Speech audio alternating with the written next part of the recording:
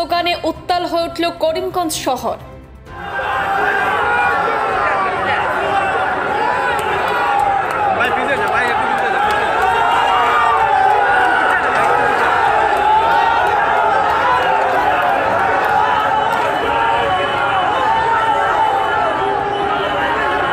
বাংলাদেশের সংখ্যালঘুদের উপর নির্যাতনের বিরুদ্ধে গর্জে উঠল করিমগঞ্জের হিন্দু রক্ষী দল সহ সাধারণ জনগণ।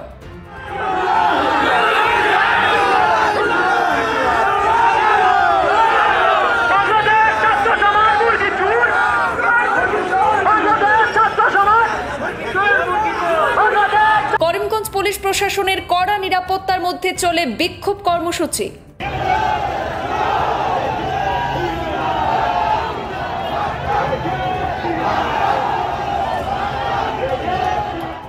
রবিবার বাংলাদেশের সংখ্যালঘুদের উপর নির্যাতনের বিরুদ্ধে গর্জে উঠলেন করিমগঞ্জের হিন্দু রক্ষী দলের কর্মকর্তা সহ সাধারণ জনগণ। প্রতিবাদকারীরা একাধিক স্লোগান তুলে শহরের আকাশ বাতাস কাঁপিয়ে তোলেন। শহরে প্রধান প্রধান সড়ক পরিক্রমা করে বাংলাদেশের সংখ্যালঘুদের নির্যাতনকারীদের কড়া হুঁশিয়ারি দিলেন আন্দোলনকারীরা।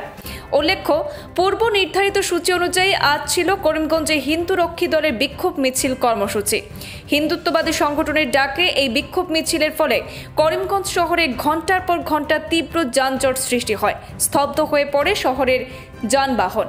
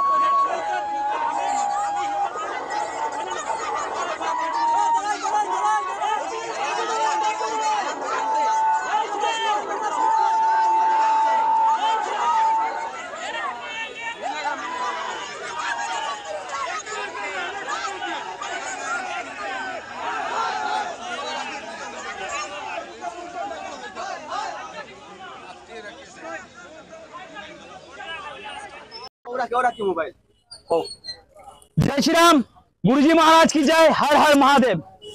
आज 11 আগস্ট হিন্দু রক্ষী দলের ডাকে যেভাবে বৃহৎ সনাতন সমাজ এগিয়ে এসেছে চলো বাংলাদেশ অভিযানে, সবাইকে আমার শতকোটি প্রণাম। বাংলাদেশে যেভাবে মৌলবাদী জিহাদিরা হিন্দুদের উপর অত্যাচার করছে, মা বোনদেরকে ধর্ষণ করছে, প্যান্ট খুলে দেখছে এরা হিন্দু কি মুসলমান, দেখে হিন্দুদেরকে হত্যা করছে, তারই প্রতিবাদে আজকে আমরা বাংলাদেশ চলে ডাক দিয়েছি।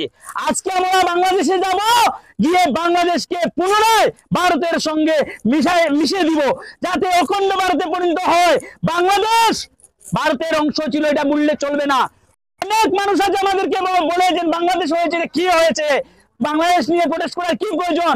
আমরা ভুলে গেছি বাংলাদেশ 1947 খ্রিস্টাব্দের সময় ভারতবর্ষের অংশ ছিল, কিন্তু জিহাদি মৌলবাদীরা দুটি পার্ট করেছিল, একটা ছিল হিন্দুস্তান এবং একটা ছিল পাকিস্তান। পাকিস্তানে ছিল মুসলিমরা আর হিন্দুস্তানে ছিল হিন্দু মুসলিম মিলে, কিন্তু পাকিস্তানে যে জায়গাতে ছিল 18% 19% হিন্দু, কিন্তু আজকের দিনে এই জায়গাতে হিন্দু নেই। বাংলাদেশে দেখা যাচ্ছে আগে ছিল স্বাধীনতার সময় 23%, কিন্তু আজকের দিনে 8%।